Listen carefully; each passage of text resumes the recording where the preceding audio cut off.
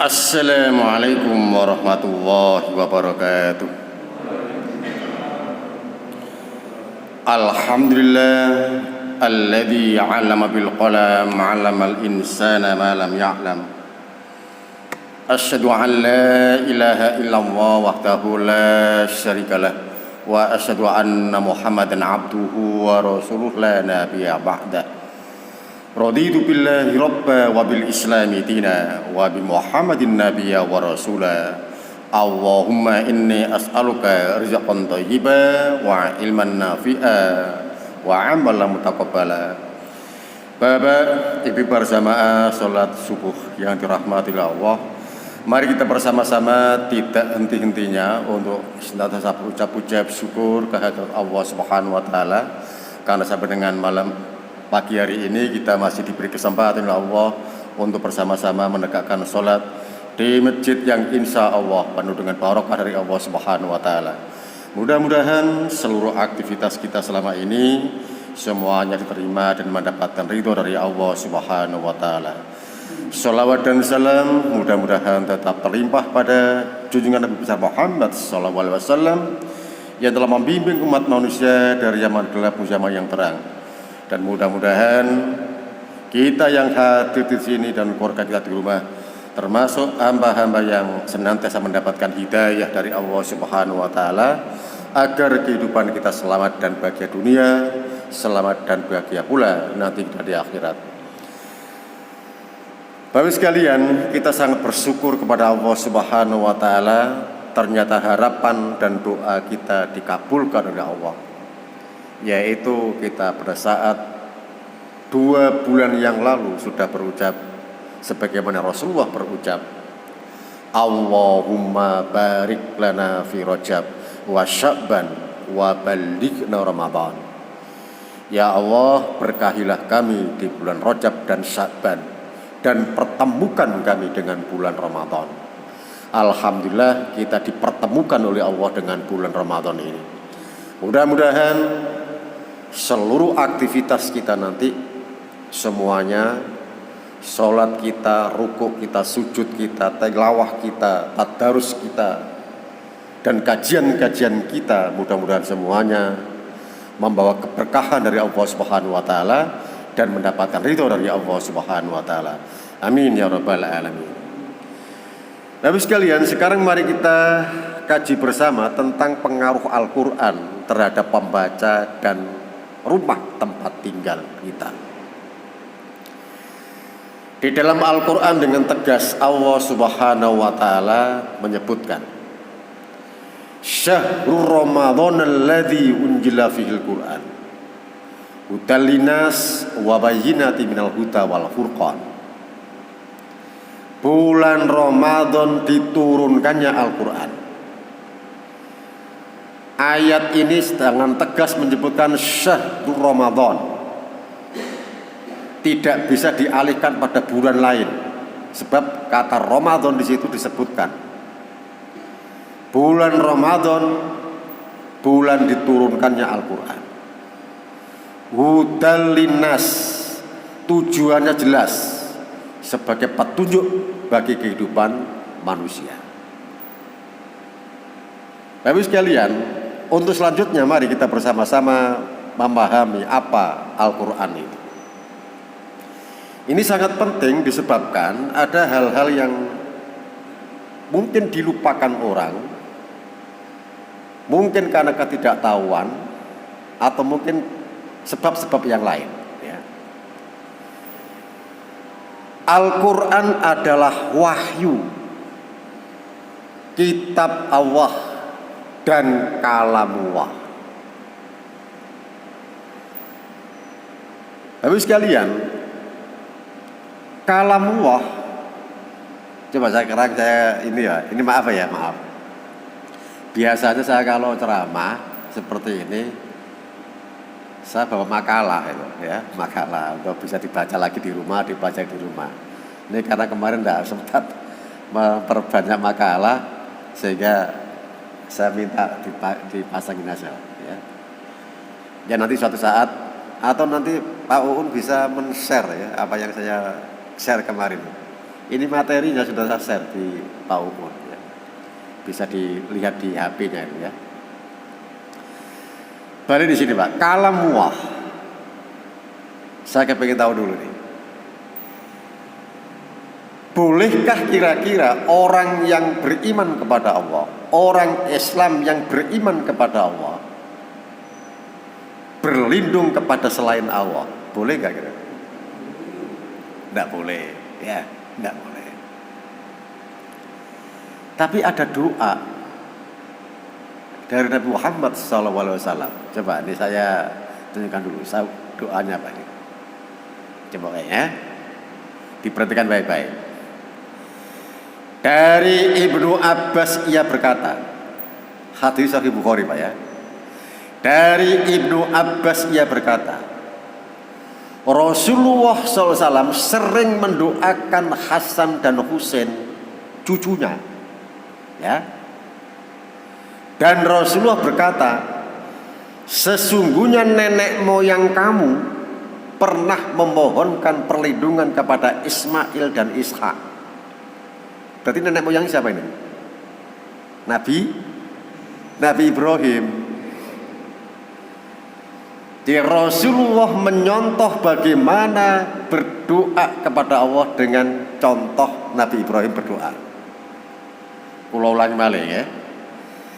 Dari Ibnu Abbas ia berkata, Rasulullah Muhammad SAW sering mendoakan Hasan dan Husain dan berkata, sesungguhnya nenek moyang kamu pernah memohonkan perlindungan untuk Ismail dan Ishak.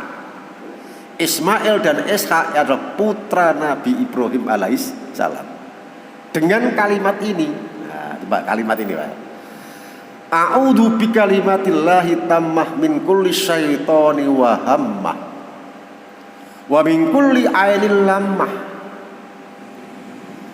Aku berlindung dengan kalimat-kalimat Allah yang sempurna. Kalimat-kalimat Allah itu adalah kalamullah.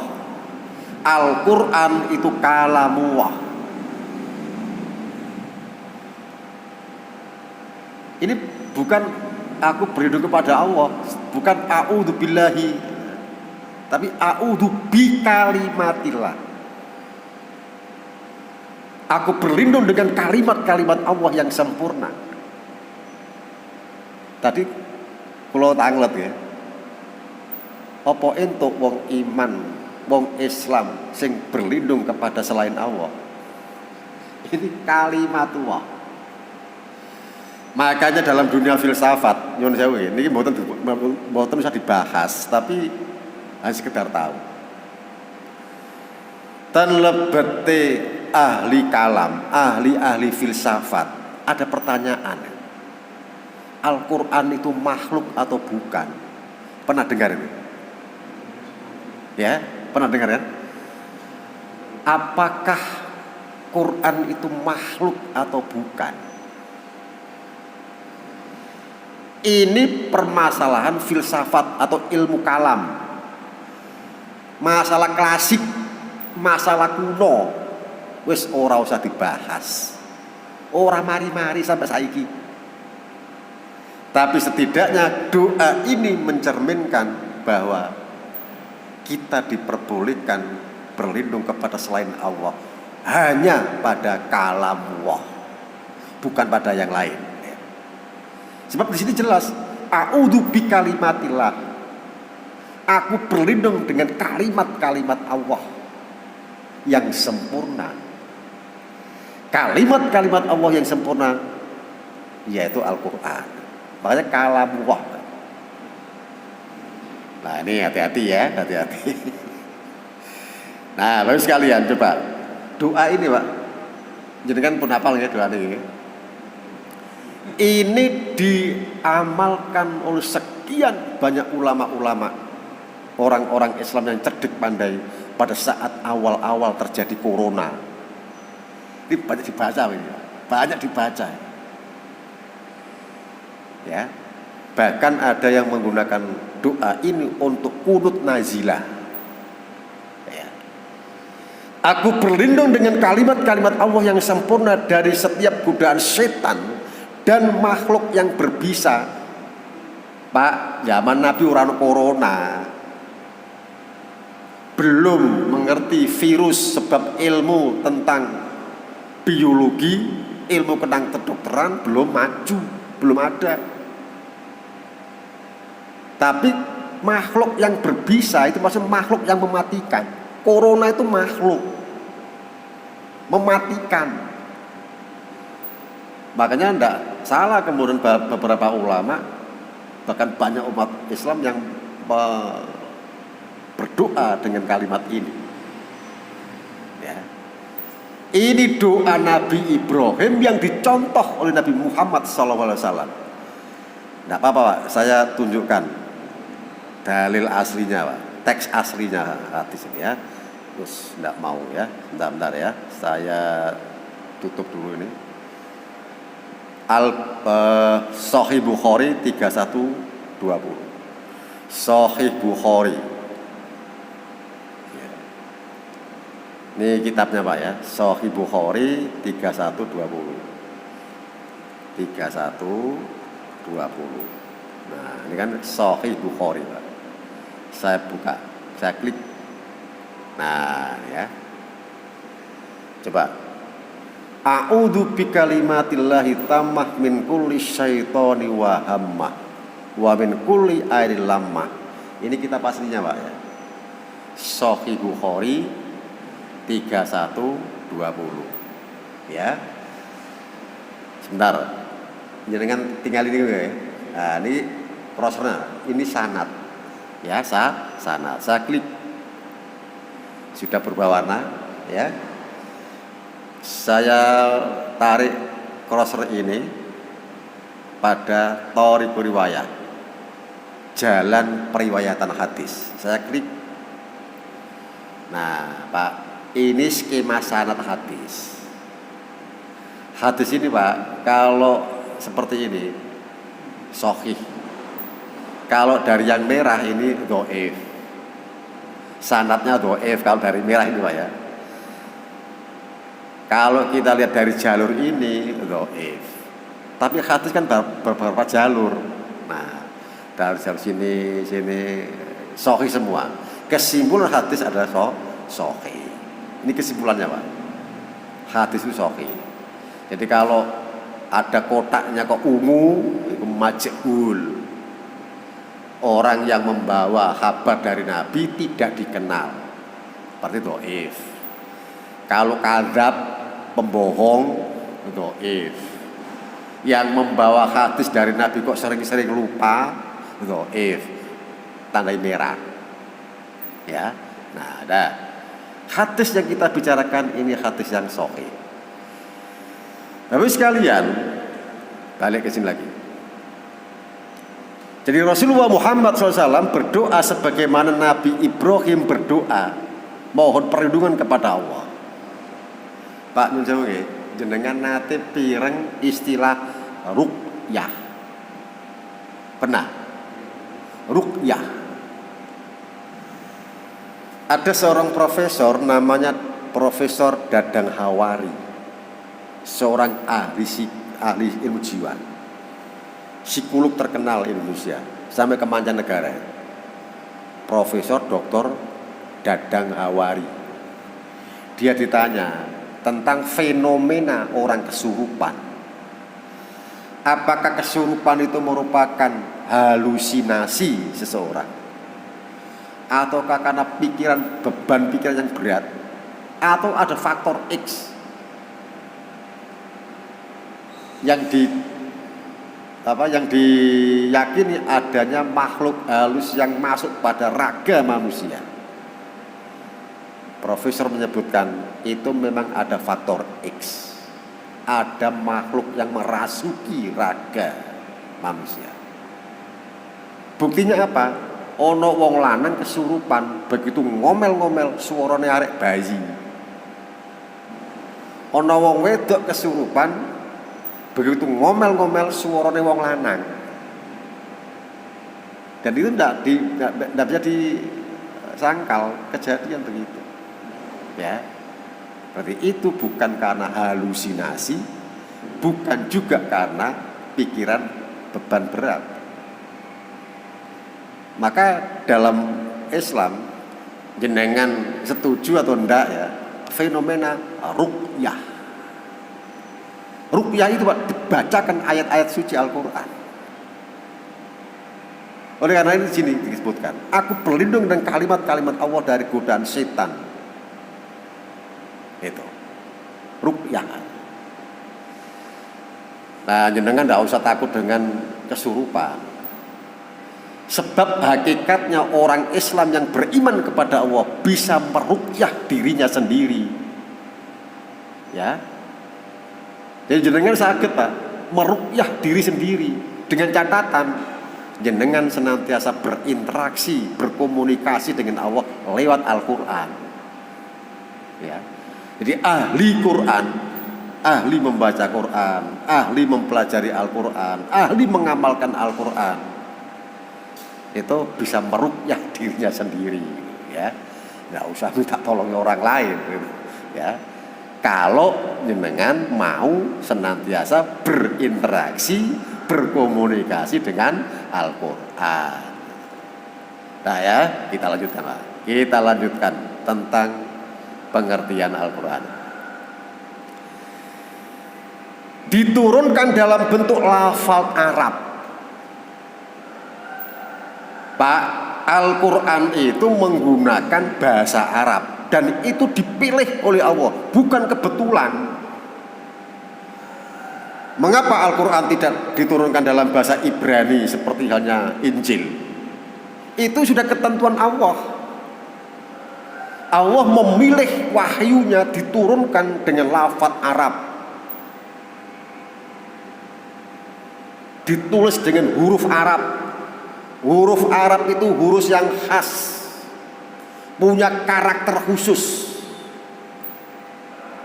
Contoh Pak, contoh. Ono huruf Arab sing jenenge hijaiyah, iku nek diwaca mati mantul. Tabbat yada abi lahabin wa tab. Ono mantule wae. Iqa qaf mati mantul. Iqra bismi rabbikal ladzi khalaq. Mantul kok. Qul huwallahu ahad. Nek ora diwaca mantul salah. Lho, ini karakter khusus dalam huruf Arab yang tidak dipunyai oleh huruf-huruf lain. Kalau begitu huruf Arab tidak bisa ditranslate. Ditranslate itu tegasnya dialihkan, diterjemahkan dalam huruf lain, tidak bisa. Sebab ada karakter khusus seperti tadi. Itu tidak ada Pak pada bahasa-bahasa huruf-huruf lain, tidak ada. Arab itu punya bahasa, punya huruf. Tanda-tanda peradaban suatu bangsa itu maju, bangsa itu punya huruf. Indonesia oke, Jawa itu peradabannya maju Pak, dua huruf, dua bahasa, dua huruf, karakternya beda. Huruf Jawa dipangku mati. Nggih. Iku ciri bangsa yang maju itu punya huruf. Tapi sekalian, Inggris bisa maju teknologinya, Amerika bisa maju teknologinya, tapi mereka tidak punya huruf, tidak punya huruf. Dua bahasa tapi tidak dua huruf. Yang dipakai di sana huruf Latin seperti kita, Latin. Latin itu Greek, Greek itu Yunani kuno. Bahasa Yunani kuno, huruf Yunani kuno, Greek. Maka disebut dengan huruf Latin. Indonesia orang duwe huruf, sing duwe ku Jawa. Makanya bahasa Indonesia ditulis dengan huruf Latin seperti ini. Iki Latin Pak, Latin itu Greek, Greek itu Yunani kuno. Cina itu maju Pak. duwe huruf. India maju punya huruf. Bali itu punya Pak, huruf Bali ada. Bahasa Bali ada, huruf Bali ada. Madura gak ngerti aku Madura. Ono gak Madura? Bahasa Madura ono, huruf Madura ada. Nah, jadi ada huruf. Sampai dulu ada bahasa Arab pegon. Diwaca Jawa tapi hurufnya Arab. Ya. Nah, ada begitu. Jadi oleh karena itu jangan menghina Arab. Arab itu peradabannya maju, Pak. Punya huruf. Ini berdasarkan ilmu sosiologi modern. Jadi ilmu sosiologi modern menyebutkan salah satu peradaban maju punya huruf. Lah Arab punya huruf dengan karakter-karakter yang khusus dan dipilih oleh Allah menjadi bahasa untuk menulis wahyu Allah Subhanahu wa taala. Luar biasa. Jadi kalau kemudian apa Al-Qur'an kok gak diturunkan dalam bahasa Jawa? Loh, itu sudah ketentuannya Gusti Allah bisa. Orang bisa digugat. Ya. Oleh karena itu jangan menghina Arab. Ya, ojo melu-melu ngenyek wong Arab. Sing kadrun sing ngopo ora usah melu-melu ngono, ya. Iso-iso dosa dhewe. Nek ana wong Arab kelakuane bejat, iku oknum. Ojo digebyah uyah wong Arab elek kabeh. Sebab Nabi sampeyan nabi apa? Wong Arab, Pak. Nabi sampeyan wong Arab. Sampeyan ndonga yo nggih bahasa Arab, azan yo bahasa Arab, ngaji nggih bahasa Arab. Terus sampe lapo sampeyan? Salat nggih bahasa Arab. Dan itu dipilih oleh Allah Subhanahu wa taala. Bahkan ada suku Arab yang diagungkan oleh Allah. Sehingga namanya menjadi nama surat dalam Al-Qur'an yang mulia. Apa itu? Quran surat Al-Quraisy. Ya kan? Suku Quraisy diabadikan oleh Allah, diagungkan suku Quraisy ini menjadi nama surat dalam Al-Qur'an yang abadi, tidak mungkin dirubah, tidak mungkin diamandemen. Ya, suku Quraisy. Ya, membacanya bernilai ibadah. Subhanallah, Bapak sekalian, Al-Quran itu kalau kita baca bernilai ibadah, dan ibadah yang luar biasa adalah membaca Quran. Sampai sholat saja dianggap tidak sah jika tidak membaca Al-Quran. Dalam hal ini Ummul Quran, Al-Fatihah. Ora ono sholat nek ora diwacana Al-Fatihah di dalamnya. Wajib, ya kan? Beda dengan sholat. Kalau sholat adalah ibadah-ibadah yang terikat dengan waktu. Makanya ada waktu-waktu yang diharamkan kita sholat.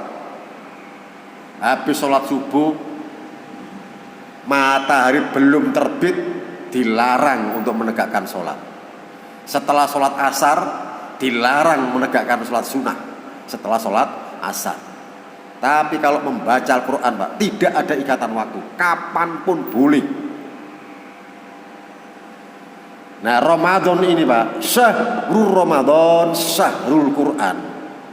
Bulan Ramadan, bulannya Quran. Sebab dalam Ramadan diturunkan Al-Quran. Oleh karena itu di dalam Ramadan ini banyak-banyaklah membaca Al-Quran yang bernilai ibadah. Kita lanjutkan, Pak. Coba ini ada Sahih Bukhari, wis ora usah dicek ya, gareng teh waktu. Jenengan percatus mawon ya. Percaya wae nek iki ana dalile sahih ya. Jika kalian berselisih dengan Zaid, ini orang Pak ya, dalam masalah bahasa Arab Al-Qur'an, maka tulislah berdasarkan lisan bangsa Quraisy. Sebab Al-Qur'an dengan bahasa mereka. Dadi nek ana wong ribut-ribut masalah sing bener maca Quran sing ya apa? Dialeknya dialek apa? Dialeknya dialek suku Quraisy. Lagamnya lagam suku Quraisy. Wis saiki ana maca Quran lagam Jawa. Model-model ae. Ya. Kembalikan pada lagam Quraisy. Sebab apa? Sebab Al-Qur'an diturunkan dalam bahasa mereka. Ya. Lagam Jawa. Lagam Nembang. Iki iso-iso meneh maca Quran lagam dangdut. Sawenake dhewe ngono ya. Makanya Nabi sudah memberitahukan, diabadikan dalam Sahih Bukhari. Nek maca Quran gawe lagam Arab suku Quraisy. Sebab Al-Qur'an diturunkan dalam dialek bahasa mereka. Ngoten lah, ya. Nah, ini penting kenapa? Ora seakan-akan sawenake dhewe, ya. Saenake dhewe, pikiran-pikiran dhewe. Al-Qur'an itu kitab suci. Hati-hati dengan kitab yang suci itu. Nah, berikutnya apa? Tujuan Al-Qur'an diturunkan. Allah Subhanahu wa taala dengan tegas menyebutkan, Syahrul Ramadan alladzi unzila fihil Qur'an hudal linnas wa bayyinatin minal huda wal furqan. Beberapa hari yang ditentukan itu ada bulan Ramadan, bulan yang di dalamnya diturunkannya Al-Qur'an sebagai petunjuk bagi manusia. Ya, tujuan Al-Qur'an diturunkan, tujuan pokoknya menjadi hidayah, menjadi petunjuk hidup bagi manusia. Oleh karena itu Pak, nanti ini nyuwun sewu nggih, kudu hati-hati. Kalau kita membaca Quran, jangan sampai kemudian tujuan ini dirubah. Tujuan membaca Al-Quran dirubah. Coba, tujuan Quran diturunkan untuk menjadi hidayah bagi manusia, petunjuk hidup bagi manusia. Kalau begitu kita membaca Quran, tujuannya apa?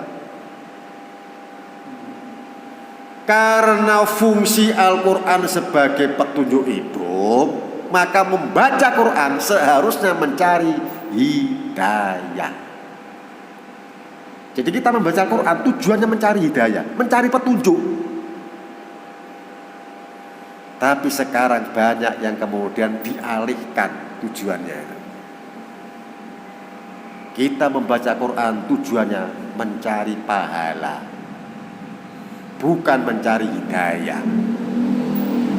Padahal Al-Quran diturunkan tujuannya untuk hidayah. Jadi paradigma ini harus berpikir, ditinjau ulang, ya. Sengaja saya mengajak dengan berpikir. Jadi Al-Quran diturunkan untuk hidayah sebagai petunjuk hidup. Kalau begitu kita membaca Quran seharusnya mencari hidayah di situ. Tapi sekarang orang Islam banyak yang kemudian mengalihkan tujuannya itu. Kita membaca Quran mencari pahala, bukan mencari hidayah. Ya, Pak, pahala itu Pak mengikuti aktivitas. Pahala itu mengikuti amalan. Wis ta, Quran niku wocon, Al-Quran niku pelajari, pahami, amalkan. Pahala itu ngikuti Pak. Kaya dene ngeten Pak, nyuwun sewu. Ojo arep-arep duwe longan, ngerti longan? Longan niku ngisore dipan. Longan niku ngisore amben. Bayang nek wong Jawa kuno ya. Ojo arep-arep duwe longan, gawe wae dipan. Longan niku ana dhewe. Longan niku ngikuti. Gawe dipan, gawe bayang, longan mesti ana. Sebab longan niku ngikuti dipan. Dadi aja arep-arep duwe longan. Wis gawe bayange longan ana dhewe. Aja arep pahala. Waca Quran, pahami Quran, amalkan. Pahala itu ngikuti. Tapi orang sekarang tidak. Membaca Quran bukan untuk mencari hidayah, bukan dipelajari, hanya untuk mencari pahala. Pak, membaca Quran berpahala itu benar. Ya, benar tuh. Tapi kalau kita hanya sekedar membaca Quran untuk mencari pahala, itu bukan memenuhi tujuan Al-Quran diturunkan. Ya, oleh karena itu mari kita belajar untuk senantiasa membaca Quran, selanjutnya mempelajari Quran, setelah itu mengamalkan isi Quran. Ya. Nah, kita lanjut. Ini karena waktu jam ya, kita percepat aja, kita percepat. Tadi ini ya, kita teruskan. Ya. Sekarang pengaruh bacaan Al-Quran. Jika Al-Quran itu dibaca oleh seseorang, dipahami Al-Quran itu, diamalkan Al-Quran itu, maka pembaca ini akan terlindungi dari kejahatan Dajjal. Pak, ini hadis Sahih Muslim. Ya, Sahih Muslim. Coba, nanti ini perlu penjelasan Pak ya, supaya nanti tidak keliru. Dari Abu Darda bahwa Nabi Muhammad SAW bersabda, man hafidho asro ayatin min awali suratil kafi usima minat dajjal. Sapa wonge sing apal 10 ayat dari awal surat Al-Kahfi. Pak, kata-kata hafidho, hafid itu tidak sekedar hafal. Hafid itu artinya menjaga, Pak. Ya, menjaga. Jadi membaca Quran, menjaga membaca bacaannya, menjaga pemahamannya, menjaga amalannya Al-Quran. Hafid namanya. Dan orang-orang yang hafal Quran, Pak, subhanallah, hatinya itu bersih, Pak. Hatinya bersih. Jika hati orang itu kotor, sulit menghafal Quran. Ya, Al-Quran itu kalamullah, kalimat-kalimat suci, tidak mungkin ada dalam hati yang kotor. Hati yang suci, hati yang bersih, mudah untuk menghafal Quran. Jadi hafid Quran itu orangnya baik-baik, orangnya baik-baik, jauh dari maksiat. Nek ono wong apal Quran berbuat maksiat, Pak, apalannya cepet hilang, habis, Pak. Iku rahasiane, ya. Saya bisa ngomong begitu, sebab itu membuktikan, Pak. Saya punya banyak teman-teman yang waktu mondok dulu hafal sudah 15 juz, 10 juz, ya, zaman dulu, Pak, ya. Pisah, saya ke Surabaya, mereka tetap di pondok. Barang suwi puluhan tahun ora ketemu, Pak. Ketemu nang Surabaya kapanane. Kalau tangleti, ya wis, ya apal 30 juz. Guyu cekakaan. Aku binang pondok wis 15 juz. Barang aku nang Surabaya ilang karek 2 juz. Ilang karek yang 2 juz, Pak. Coba. Apa kok ngono? Pak, nek pesantren, Pak, nontoke wajah kiai, wajah ustad, wajah para santri. Bareng Surabaya wajahe sapa gak ditonton. Ilang kabeh. Asane 15 juz karek 2 juz lho. Pak, njoge Gus Baha itu hafal Quran, Pak. Memahami Quran. Tapi orangnya baik. Coba kokon maksiat, entek apalane. Ya, itu rahasianya begitu, Pak. Rahasianya begitu. Jadi wong sing apal Quran termasuk Gus Baha. Oh, itu baik, Pak. Ya, orangnya baik.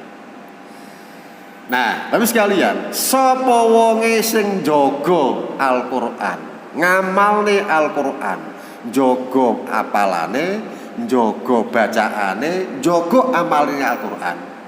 10 ayat dari surat Al-Kahfi. Rasul mengatakan dalam hadis Sahih Muslim ini, maka ia akan terpelihara dari kejahatan Dajjal. Pak, setiap kita sholat tahiyat akhir memohon kepada Allah 4 perlindungan. 2 perlindungan pertama dari siksa kubur dan siksa jahanam. 2 yang terakhir dari fitnah hidup dan fitnah mati. Yang terakhir fitnah Masih Dajjal. Dajjal itu ono. Ya. Apa Dajjal ini? Sekian puluh hadis-hadis tentang Dajjal menceritakan, mengkisahkan. Dajjal itu diriwayatkan mripate siji. Ana sing ngono. Ana sing hadis sing ngomong Dajjal itu mripate melotot. Jero Jawa mendulu. Mripat loro itu melotot. Ada seperti itu. Ada pula riwayat yang mengatakan Dajjal itu orang yang punya pengaruh yang besar. Wonge pinter, pengaruhnya gede, tapi menyesatkan banyak orang. Itu Dajjal. Ya. Nah, tapi sekalian, makanya hati-hati. Ono wong pinter, pengaruhnya gede, tapi menyesatkan banyak orang. Menyesatkan loh ya. Menyesatkan banyak orang. Itu Dajjal. Setidak-tidaknya Pak, dengan hadis ini, kalau kita mampu untuk menjaga isi amalan-amalan Al-Quran, utamanya Quran surat Al-Kahfi, ora gampang disesatne wong, ora gampang dibujuki wong, ya. Nah itu. Nggak ada habisnya. Bentar ya, satu lagi. Jika kita membaca Al-Quran dengan istiqomah, maka ketenangan akan masuk ke dalam rumah yang di dalamnya dibacakan Al-Quran. Makanya nanti Pak, kalau ada orang menikahkan putra putrinya, kan ada mudah-mudahan anda berdua nanti sakinah mawaddah warahmah. Sakinah. Cuma ora dikandani ya apa carane entuk sakinah. Untuk mendapatkan ketenangan hidup, untuk mendatangkan ketenangan dalam rumah tangga, tentrem, adem, ayem, kerasan di rumah, maka jadikan rumah kita sebagai tempat untuk banyak-banyak berinteraksi dengan Al-Quran, berkomunikasi dengan Allah lewat membaca Quran. Jadi ketenangan atau sakinah akan masuk ke rumah yang di dalamnya dibacakan Quran. Coba Pak, ini ada hadis lagi Pak. Dari Abu Ishaq ia berkata, saya mendengar Al-Barra berkata, seorang laki-laki membaca Quran surat Al-Kahfi, balik-balik Al-Kahfi ya.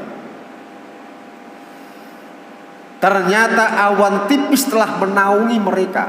Arab itu panas Pak. Kadang-kadang cuacanya ekstrim. Siang panasnya luar biasa, malam dinginnya luar biasa. Sehingga kadang-kadang kok kalau kita maaf ya, seperti hidung ini, ya selaput kita ini, tidak tahan Pak, pecah, mimisen Pak. Sebab siangnya panas sekali, malamnya dingin sekali, tidak kuat, pecah, bibir ini pecah, kan tidak tahan cuaca ekstrim. Nah ada sahabat yang membaca Quran sangat panas sekali. Begitu dia membaca Quran, awan tipis menaungi mereka. Selesai membaca, awan tipis itu hilang. Dibaca lagi, datang lagi. Akhirnya saya mocok wedi. Dalam ketakutan, dia lari kepada Rasulullah SAW, mengisahkan cerita itu. Apa yang disabdakan Rasul? Iqra fulan, iqra. Baca terus fulan, baca terus saja. Fa innaha sakinatu tanazzalat indal Qur'an aw tanazzalat il Qur'an. Pak, hadis ini juga ada pada Sahih Bukhari. Ya, ini Pak, Sahih Bukhari. Bacalah wahai fulan, baca terus itu. Itu yang menaungi tadi, yang menjadikan dingin tadi, ada sakinah, ketenangan yang turun saat Al-Quran dibaca. Atau sakinah memang turun untuk Al-Quran. Makanya nanti kalau maaf ya, jenengan nggak ada putra, nggak ada cucu, dijak nanti ora kerasan, ngejak mulih ya. Dijak lunga ado, ngejak mulih. Dijak nangone bibine, dijak nangone pakdene, nginep kok ngejak mulih ya. Itu cucu kita sudah merasakan ketenangan dalam rumah, sehingga dia kemana-mana tidak nyaman, kudu mulih ya. Sebab dia sudah menemukan ketenangan dalam rumah. Tapi kebalikannya, hati-hati Pak. Kalau kita punya anak tidak kerasan di rumah, hati-hati. Opo kok anak ora tau kerasan nang omah. Cangkruk nang kafe-kafe, begadang setiap malam, ora kerasan nang omah. Dititeni. Lebih berhati-hati punya istri, tidak betah di rumah. Reuni ya.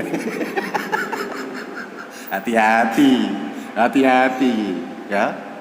Dididik reuni SMA reuni, SMP reuni, PAUD reuni. Nemen nih.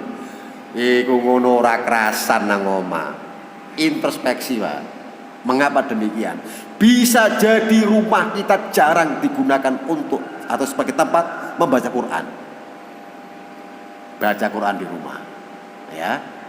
Ini Pak dikisahkan dalam Sahih Bukhari ada, dalam Musnad Ahmad juga ada. Untuk membaca Quran, ya. Terakhir ya. Yang terakhir itu saya pilih ini aja lah. Nah, ini Pak ya. Terakhir Pak. Jika rumah itu kemudian kita gunakan sebagai tempat untuk membaca Quran, maka rumah itu akan terbebas dari godaan setan. Pak, setan itu sifat. Tapi dalam bahasa Arab, kata sifat itu kalau diawali dengan huruf alif dan lam, jadi as-syaiton menjadi isim. Isim itu kata benda. Kalau begitu setan itu bisa berwujud. Bisa berwujud. Setan itu bisa berwujud anak yang menggoda kita. Setan itu bisa berwujud istri yang menggoda kita. Bagi sang istri, setan itu bisa berwujud suami yang bedugal, gak leren-leren kelakuannya, sing elek, menggoda istri. Jadi as-syaiton itu isim berarti kata benda. Kalau begitu setan itu bisa berwujud.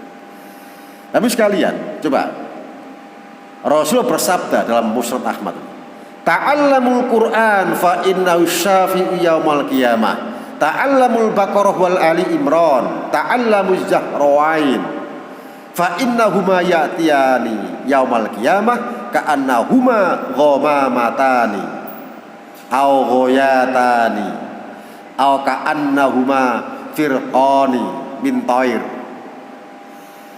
Pelajarilah Al-Quran karena ia akan memberikan syafaat bagi di kalian pada saat kiamat. Syafaat.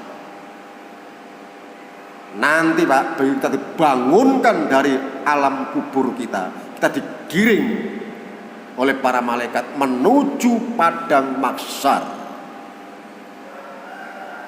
Nanti di sana Pak, kullun nafsim bima kasabat rohina, semua dimintai pertanggungjawaban. Kita diadili Pak.